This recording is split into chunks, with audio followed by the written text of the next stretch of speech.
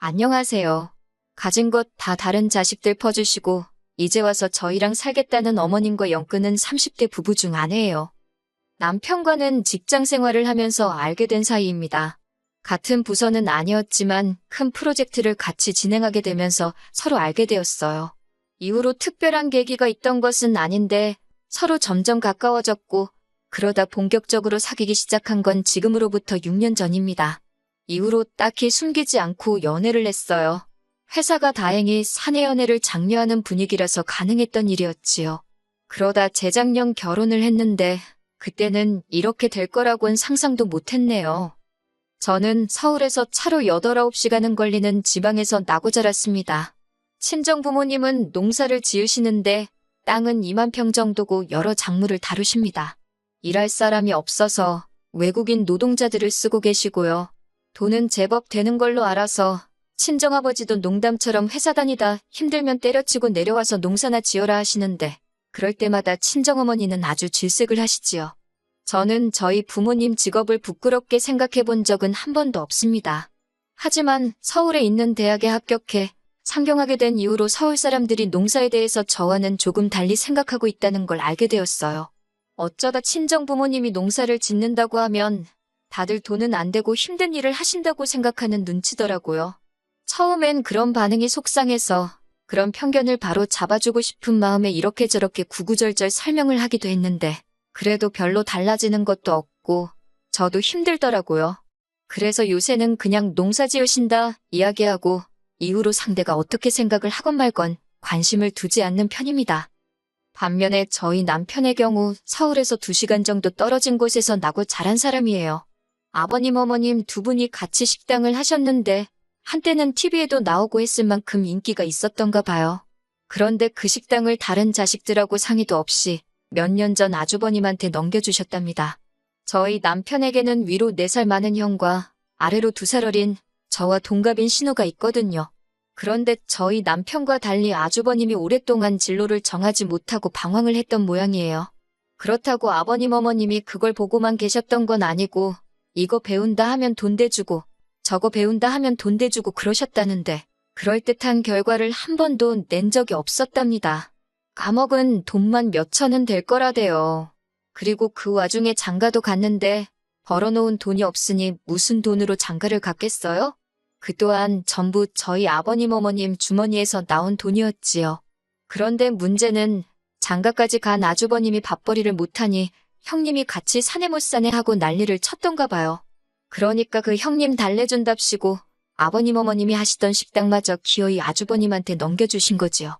그리고 여기서부터 저랑 남편이 화가 나는 부분인데 잘 되는 식당을 물려받았으면 책임감을 가지고 이끌어 나갈 생각을 해야 하잖아요? 그런데 툭하면 이래서 문 닫고 저래서 문 닫고 재료 손질하기 까다롭다고 메뉴를 홀딱 없애고 그러니까 가게가 금방 내리막길을 걷더라고요. 그래도 어떻게 또 막판에 어머님 아버님이 마지막 당신들 노후자금 다 끌어다가 대주셔가지고 용케 문은 안 닫았는데 전 솔직히 시간 문제라고 봅니다. 신우도 사는 건 녹록지 않은 모양새였어요. 남편보다 어린 신우였지만 대학 졸업 후 동네 작은 회사에서 일 좀 하다가 바로 시집을 갔거든요. 결혼하자마자 애 갖고 그래서 회사 관두고 이후로 애를 연년생으로 둘이나 낳으면서 완전히 전업주부가 되었다대요. 그리고 신우 남편은 동네에서 작은 카페를 하는데 처음엔 괜찮았던 모양이에요. 하지만 신우 남편이 카페 열고 2년이나 지났나 그 즈음에 바로 옆 건물에 대형 프랜차이즈 카페가 들어왔답니다. 뭐 그래도 작은 카페 찾아주는 손님들이 있긴 해서 이래저래 버티고는 있는데 매번 죽는 소리가 장난 아니에요. 그리고 어머님 아버님이 도와주신답시고 대출까지 받으셨다 들었습니다. 말로는 신우가 갚는다고 했는데 누가 갚고 있는지 그 속을 누가 알겠어요. 이런 모든 사정을 결혼 전에 알았다면 제 결정이 좀 달라졌을까요? 그럴지도 모르지요. 하지만 결혼 전에는 그저 어머님 아버님이 식당을 하시고 TV에도 나왔다 해서 더 깊게 파고들 생각을 못했어요. 식당에 가보시면 알겠지만 내부 인테리어도 그렇고 제법 그럴듯하거든요. 그리고 아주버님이나 신우 다 가정 꾸리고 잘 산다 하는데 제가 솔직히 어떻게 해놓고 사는지 뭘 먹고 사는지까진 따질 수 없잖아요? 그저 가족들 다 자기 밥벌이는 하고 사는구나. 그럼 됐다 싶었네요. 남편하고 저 두 사람만 놓고 봤을 때는 솔직히 비슷비슷한 조건이기도 했고요. 결혼할 때 시댁으로부터 도움은 전혀 받지 않았습니다. 지금에서야 생각해보면 남편이 먼저 성인들이 결혼하는 건데 부모님 도움을 받는 건 아닌 것 같다.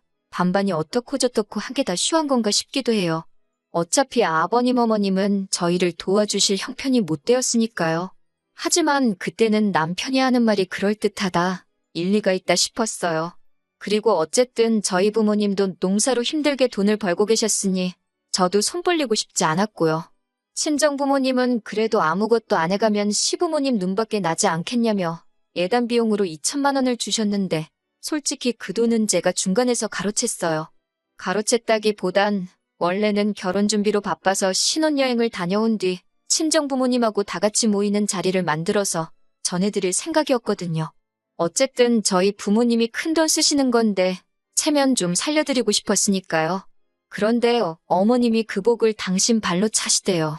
무슨 말이냐 하면 여기에도 얽힌 이야기가 있는데 저희가 반반 결혼을 하는 걸로 이야기가 된 이후 결혼 준비 자체는 큰 문제 없이 진행되고 있었습니다. 집은 남편과 제가 모아둔 돈을 합치고도 부족해 대출을 받아서 서울에 있는 아파트 전세로 일단 들어갔어요. 집뿐만 아니라 혼수도 그랬지요. 결혼식 비용은 들어온 축의금으로 각자 해결하기로 했고요. 그런데 결혼식 당일날 어머님이 급하게 쓰실 곳이 있다며 축의금을 달라고 하시대요. 결제는 해야 되는데 어머님이 옆에서 계속 축의금 타령을 하시니 정신도 없고 그래서 일단은 알겠다 하고 빌려드렸습니다. 사실 결혼식도 말이 나와서 말이지만 시댁 사정에 맞춰서 시댁에 있는 지역, 저에게는 아무런 연고도 없는 곳에서 하게 되었어요. 신부인 제가 불편한 건 차치하고라도 그러면 일단 저희 친정부모님부터 시작해서 멀리서 오는 저희 쪽 하객분들이 탈 버스 대절 비용이라던가 그런 건 시댁에서 해주셔야 하잖아요. 그런데 안 해주셨어요. 이 핑계 저 핑계 대시면서 저도 나중엔 치사해서 말도 안 꺼냈지만요. 그런데 그런 와중에 축의금까지 그렇게 가져가시곤 언제 주실 거냐 물으니 그 돈은 당신이 그간 뿌린 돈을 수거한 거나 마찬가지라며 못 준답니다. 황당했지요. 솔직히 하객 대부분은 남편 하객이었으니까요.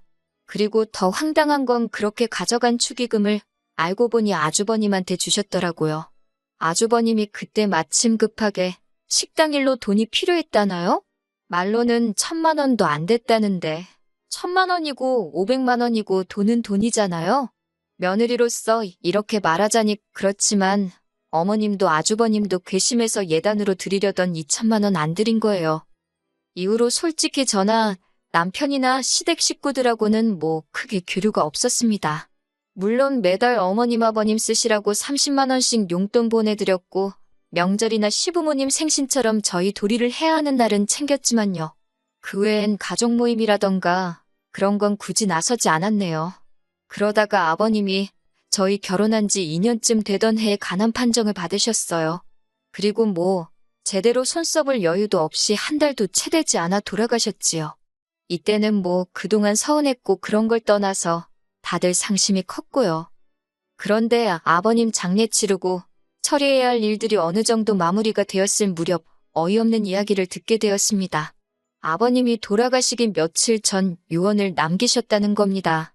아주버님네, 신우네, 어머님만 모여있는 자리였다나요?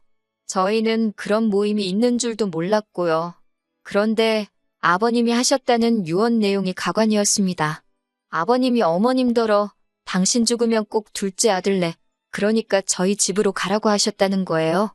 그 이야기를 듣자마자 저도 모르게 왜요. 소리가 입에서 절로 튀어나가더군요. 왜 저희 집으로 가라고 하신 거냐니까 그 의중이야 당신인들 알겠냐 하시더니 아주버님이랑 신우가 돌아가신 아버님의 마지막 말씀이니 저희가 그 말씀을 따랐으면 좋겠다는 겁니다. 어이가 없어서 일단은 안 된다고 했어요. 남편도 옆에서 말도 안 되는 소리 하지 말라고 그러더라고요. 그리고 이후로 아버님 돌아가시고 한반년이나 되었을까요? 어머님이 언젠가부터 속이 미식거리고 머리도 아프고 몸 여기저기가 안 좋다고 툭하면 전화로 앓는 소리를 하시더라고요.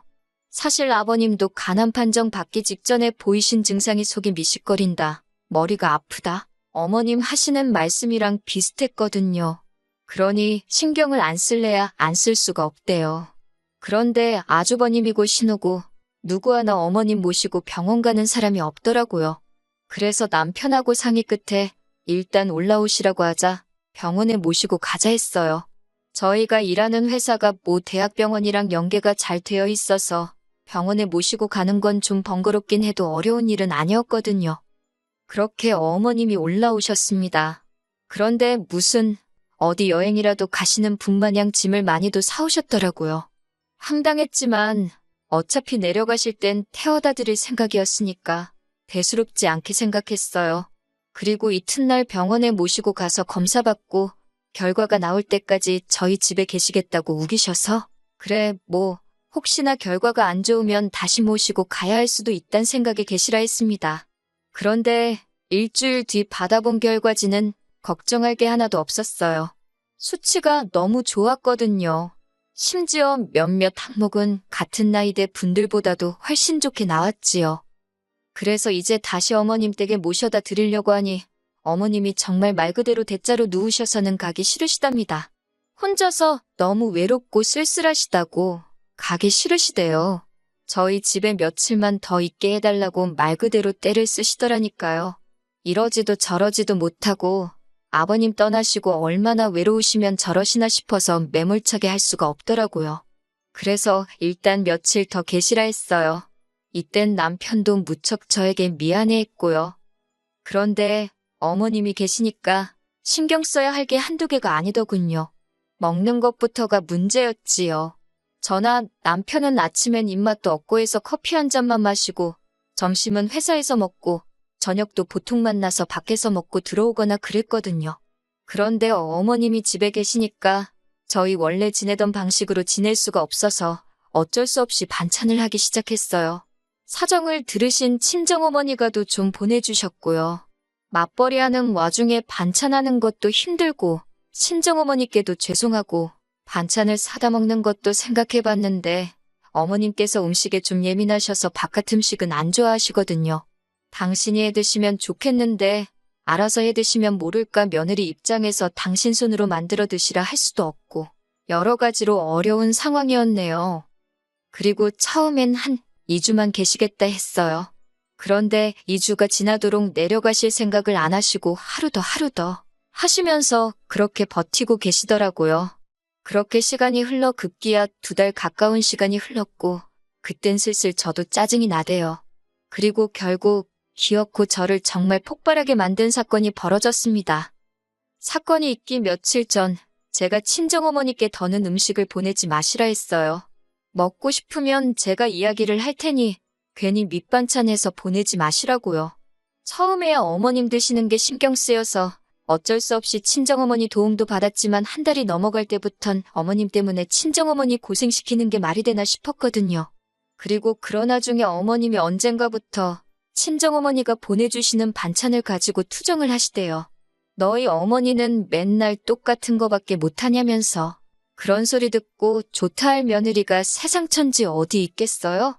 그래서 친정어머니한테 더는 보내지 마시라 한 거예요. 그런데 제가 이야기하고 얼마 지나지 않아 친정어머니가 또다시 기어이 김치부터 시작해서 음식을 한가득해서 보내주셨더라고요. 그리고 선물 들어온 거라며 조기에 한 후에 직접 농사 지으신 나물에 이것저것 잔뜩 챙겨서요. 택배가 금요일 낮에 도착했다고 연락이 왔고 냉장고에 넣어야 할 것도 있었으니 어머님더러 받아서 냉장고에 좀 넣어달라 했습니다. 지난번엔 홧김에 이제 보내지 마시라 했지만 또 막상 친정어머니가 보내주신 반찬이 냉장고에서 저를 기다리고 있을 걸 생각하니 빨리 퇴근해서 밥 먹고 싶단 생각밖에 안 들대요. 그렇게 들뜬 마음으로 집에 돌아왔습니다. 집에 도착하니 어머님은 TV를 보고 계셨고 집은 어느 때와 마찬가지로 엉망이었어요. 치사하게 들릴지 모르겠지만 저희 어머님은 저희 집에 계시는 동안 솔직히 말해서 청소기 한 번 돌려주신 적 없고 남편 양말 한 짝 개어주신 적 없습니다. 아무튼 배도 고프고 허기가 졌지만 청소부터 해놓고 먹자 싶어서 불이 나게 집 정리를 시작했어요. 어머님은 점심에 뭘 드신 건지 설거지도 평소보다 많이 쌓여 있었고 그래도 이래저래 정리가 끝나갈 때쯤 남편도 퇴근을 해서 집에 들어오대요. 그렇게 이제 저녁상을 차리려고 냉장고를 열었습니다.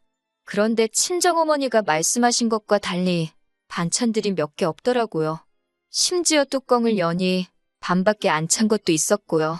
그래서 어머님께 이게 전부냐 물으니 어머님이 아무렇지도 않은 표정으로 반찬이 너무 많아서 신우를 불러서 챙겨주셨다는 겁니다. 제가 황당해서 저한테 말도 안 하고 신우한테 준 거냐니까 그럼 당신이 그런 것도 저한테 허락을 받아야 하냐대요. 어이가 없어서 저희 친정어머니가 보내주신 거잖아요. 라고 대꾸하니 니네 친정어머니가 너 혼자 먹으라고 보냈겠냐면서 저더러 욕심도 사납다 그러시는 거예요. 그러면서 저더러 성격을 좀 고쳐 그러는데 황당해서 말도 잘 안 나오대요. 그리고는 설마 싶어서 냉동실을 열어보니 친정어머니가 보내주셨다는 것들도 하나도 안 보였어요. 제가 조기랑 한우랑 나물 말린 건 다 어딨냐고 하니까 어차피 니들 집에서 밥도 잘 안 먹지 않냐면서 거기 신혼에는 애들도 있고 그래서 그것도 줬답니다. 얼마나 아무렇지 않은 표정으로 뻔뻔하게 말씀하시던지 황당해서 기가 차더라니까요. 저는 말 그대로 할 말을 잃었습니다. 어쩜 저렇게 뻔뻔하신가 싶고 어디부터 따져야 되나 화가 나서 머리가 안 돌아가는 느낌이었달까요? 그런데 그때 모든 상황을 지켜보고 있던 남편이 재산은 형한테 다 퍼주고 이제 퍼줄 게 없으니 우리 집 냉장고를 신우한테 퍼주냐면서 도대체 나한테는 뭘 해주려고 이러는 거냐고 빈정대기 시작했어요. 그러자 어머님께서 당신 사는 집 거기 보증금 빼서 저희 주신답니다. 저는 솔직히 그때까지 그 집은 그래도 어머님 아버님 명의로 돼 있는 줄 알았는데 반월세라는 사실을 알고 깜짝 놀랐어요. 남편이 그러자 그까짓 거 보증금 뭐 2천이나 되냐 3천이나 되냐 짜증을 내더니 그 돈 받고 독박스를 있냐면서 대뜸 어머님더러 집에 가게 짐 챙기라 그러대요. 그런데 어머님이 집 싫다 안 간다 하시니까 그러면 신혼에 데려다 준다고 빨리 옷 입으라고 윽박을 질렀어요. 저는 남편이 그 정도로 세게 나올 줄은 몰랐고 못 간다 버티시는 어머님을 보니 마음이 좋지가 않더군요. 그렇지만 남편을 말리거나 나서고 싶지는 않대요. 저도 저대로 어머님께 서운하고 맺힌 게 있었으니까요. 어머님이 이런 법이 어딨냐. 네 아버지 유언 못 들었냐. 어떻게 네가 나를 내쫓냐며 못 간다고 버티시는데 이게 다 무슨 꼴인가 싶고 한숨만 나오더군요. 그래도 결국엔 남편이 어머님을 끌고 나갔습니다. 그리고 베란다에서 내려다보니 남편이 기어이 어머님을 차에 태우더라고요.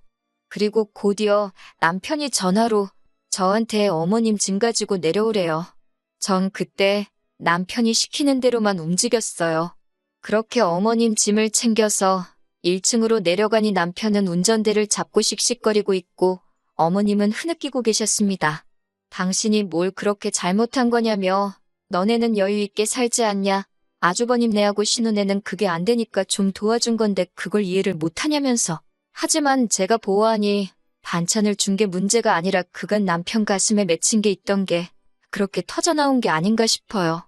그러니 더욱이 제가 끼어들 수도 끼어들고 싶지도 않았네요. 그리고 남편과 함께 차에 올라탔고 그 길로 신우네 집으로 향했습니다. 신우네 집 앞에 도착해 신우를 불러냈고 그대로 어머님을 내려드렸지요. 신우가 어머님을 보더니 놀라면서도 난처한 얼굴로 지금 이게 무슨 일이냐고 저희에게 묻길래 어머님한테 직접 여쭤보라 했네요. 그러니까 신우가 대뜸 지금 반찬 몇 개 가져가서 이러는 거냐며 신경질을 내는 게 아니겠어요? 그러자 남편이 반찬 몇 개, 어머니야 그렇다 쳐도 너는 그러면 하다못해 잘 먹겠다 연락이라도 하는 게 예의 아니냐면서 사가지가 없다고 욕 비슷하게 뭐라 했지요. 그러자 곧이어 신우 남편도 튀어나왔는데 뭘 처먹다 나왔는지 입가가 번질번질 재수 없더라고요. 더는 상종할 필요도 없다 싶어서 그대로 남편하고 집에 돌아왔습니다. 그리고는 뭐 아주버님한테 전화 오고 신우한테 전화 오고 하는데 남편이 먼저 나서서 우리는 못 모신다고 딱 못을 박더군요. 전화 내용이야 제가 다 듣지 못했어도 이후로 지금까지 연락이 없는 걸로 봐서는 얼추 정리가 된 것 같습니다. 솔직히 저도 그렇고 남편도 그렇고 마음이 후련하고 그런 건 아니에요. 그런데 뭐 남편이 먼저 다 필요 없다. 사람 대접해주는 처가에 더 잘하고 살겠다 하니 저로서는 거절할 이유도 싫다 할 필요도 없잖아요. 제가 알기로 어머님은 결국 집으로 돌아가셨어요. 그러게, 자식 색 고루고루 챙겨주셨으면 얼마나 좋았을까요? 아니면 아예 다들 각자 도생하게 내버려 두시던가. 어머님 처지가 안타깝긴 하지만 어쩌겠어요.